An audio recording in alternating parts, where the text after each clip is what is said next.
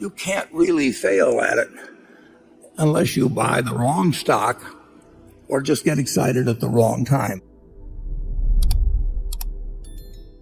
And I would like to just spend just a couple of minutes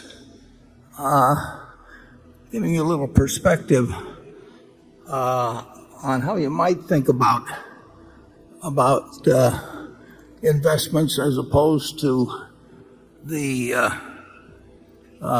tendency to focus on what's happening today or even this minute as you go through. And to help me in doing that, I'd like to go back through a little personal history, and we will start. I have here a New York Times of March 12th, 1942. I'm a little behind on my reading. And if you go back to that time,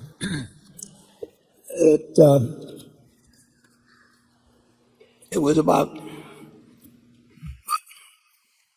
3 months since we got involved in a war which we were losing at that point. The newspaper headlines were filled with bad news from the Pacific, and I've taken just a couple of the headlines from the days preceding March 11th, which I'll explain. It's kind of a momentous day for me. And so you can see these headlines.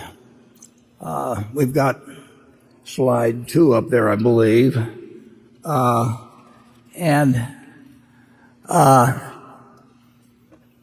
We were in trouble, big trouble, in the Pacific. It was only going to be a couple months later that the Philippines fell, but here we were getting bad news. We might go to slide 3 for March 9th.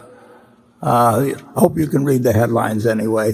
The price of the paper is 3 cents, incidentally.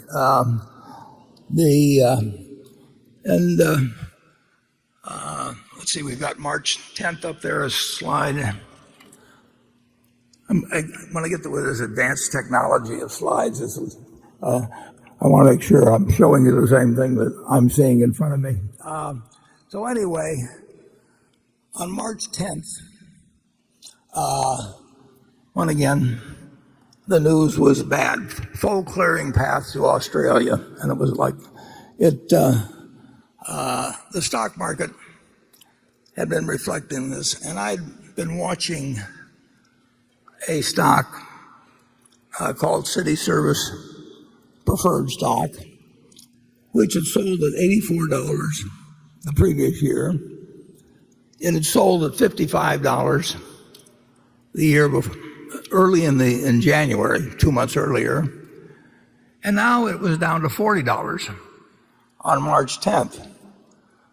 So that night, despite these headlines, I said to my dad, I think I'd like to pull the trigger, and I'd like you to buy me three shares of City Service Preferred the next day.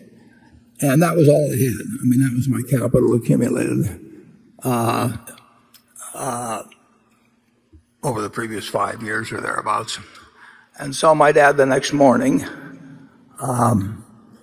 bought 3 shares. Well, let's take a look at what happened the next day. Let's go to the next slide, please. And it was not a good day. The stock market, the Dow Jones Industrials broke 100 on the downside. Now they were down 2.28%, as you see, but that was the equivalent of about a 500-point drop now.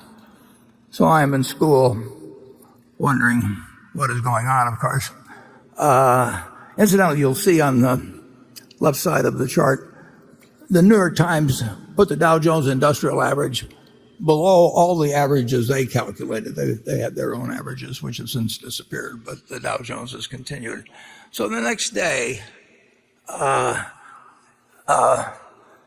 we can go to the next slide, and you will see what happened. The stock that was at 39, my dad bought my stock right away in the morning because I'd asked him to, my 3 shares. And so I paid the high for the day. That 38 and a quarter was my tick, which is the high for day. And by the end of the day, it was down to 37, which was really kind of characteristic of my timing in stocks that was going to appear in future years. But it was on what was then called the New York Curb Exchange, then became the American Stock Exchange. But things, even though the war until the Battle of Midway looked very bad, and if you'll turn to the next slide, please, you'll see that the stock did rather well. You can see where I bought it, 38 and a quarter. And then the stock went on actually to eventually be called by the City Service Company for over $200 a share. But this is not a happy story, because if you go to the next page, you will see that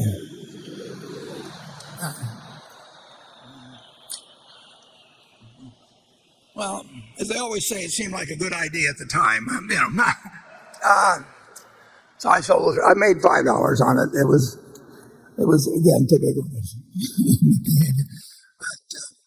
When you watch it go down to 27, it looked pretty good to get that profit. Well, what's the point of all this? Well, we can leave behind the city service story, and I would like you to again imagine yourself back on March 11th of 1942. And as I say, things were looking bad in the European theater as well as what was going on in the Pacific. But everybody in this country knew America was going to win the war. I mean, it was, we'd gotten blindsided, but we were going to win the war, and we knew that the American system had been working well since 1776. So if you'll turn to the next slide, I'd like you to imagine that at that time you had invested $10,000, and you put that money in an index fund. We didn't have index funds then, but you in effect bought the S&P 500. Now I would like you to think a while, and do not change the slide here for a minute.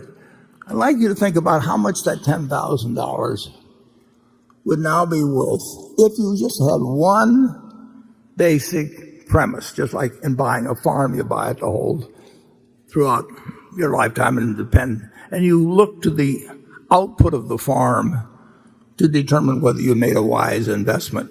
You look to the output of the apartment house to decide whether you made a wise investment if you buy an small apartment house to hold for your life. And let's say instead you decided to put the $10,000 in and hold a piece of American business and never look at another stock quote, never listen to another person give you advice or anything on the sort. I want you to think how much money you might have now. And now that you've got a number in your head, let's go to the next slide and we'll get the answer. You'd have $51 million, and you wouldn't have had to do anything. You wouldn't have to understand accounting. You wouldn't have to look at your quotations every day like I did that first day. I'd already lost $3.75 by the time I came home from school.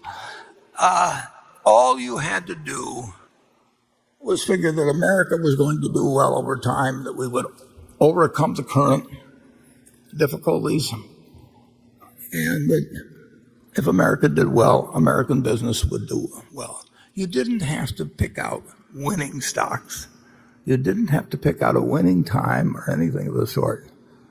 You basically just had to make one investment decision in your life. And that wasn't the only time to do it. I mean, I could go back and pick other times that would work out to even greater gains.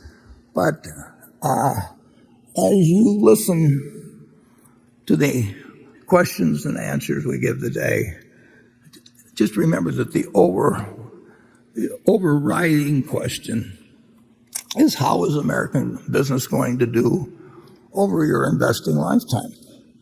I would like to make one other comment because it's a little bit interesting. Let's say you've taken that $10,000 and you listen to the prophets of doom and gloom around you, and you'll get that constantly throughout your life. And instead you use the $10,000 to buy gold.